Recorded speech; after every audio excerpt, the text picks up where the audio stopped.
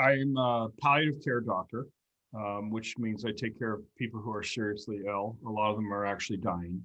And one of the things that I learned early was that there was the observable piece of end of life that we see, which is the physical manifestations of end of life. But then there was also the experiential piece, that people were having subjective or inner experiences at the end of their life. And we're so blinded by the grief we're either anticipating or the suffering that we're observing, we're forgetting that the patient is actually in this very unusual position. It's a vantage point where their perception and their perspectives are completely different. It's just natural. The reference to dreams is actually is interesting. I don't dream either. I know very little about dreams per se, but dying is different than when we're in health. So dying is, by definition, it is a progressive state of sleep. And one of the most common things we hear is, I don't normally dream, but. Again, they're sleeping predominantly. So they're spending more time in a sleep state than they are in a wake state. And the character of the dreams are entirely different. When we measure them and ask them, what it is on a reality scale out of 10, they give it a 10 out of 10. So these feel virtual to them. And as they get closer to death, they're actually spending more time in these very deep sleep states.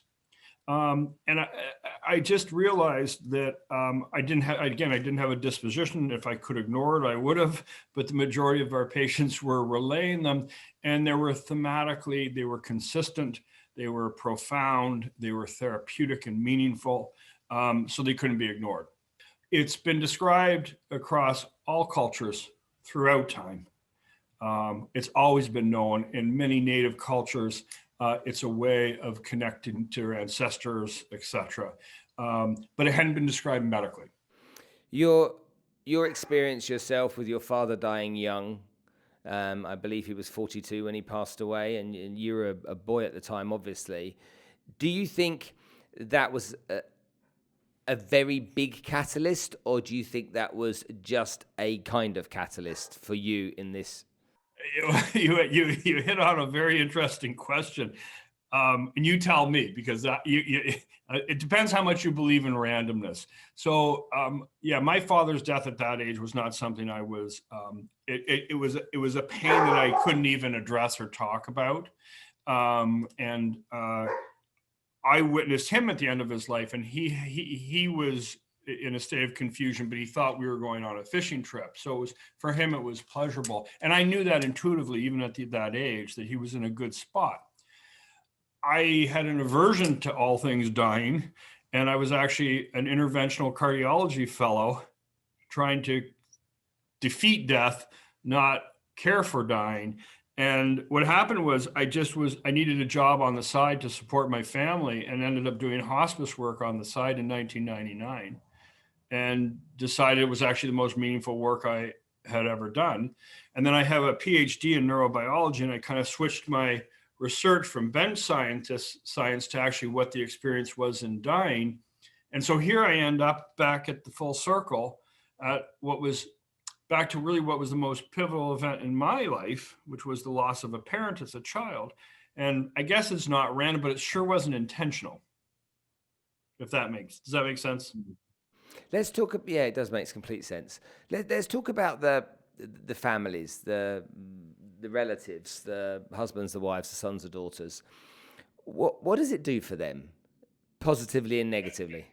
Oh my gosh! So there's a general rule in medicine: what's good for the patient is good for their loved one.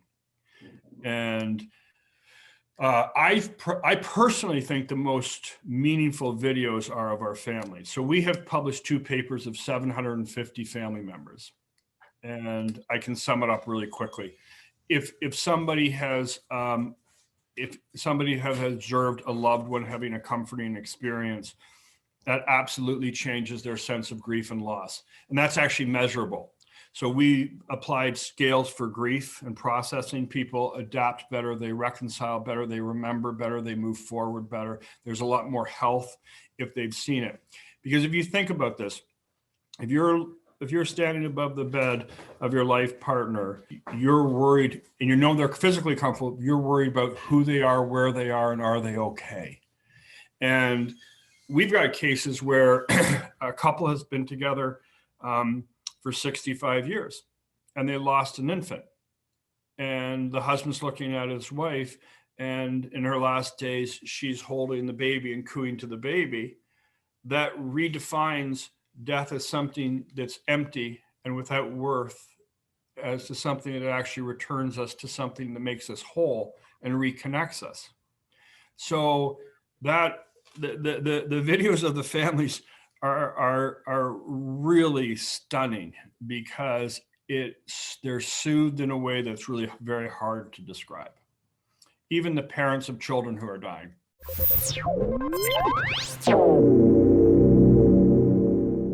If you've enjoyed this episode of the podcast, click over there and you can see more episodes. If you click over there, though, which I want you to do, you'll be able to subscribe. And by subscribing, guess what? I get a new subscriber, number one. And number two, you get all of my content as it comes through, notified to you the moment it happens.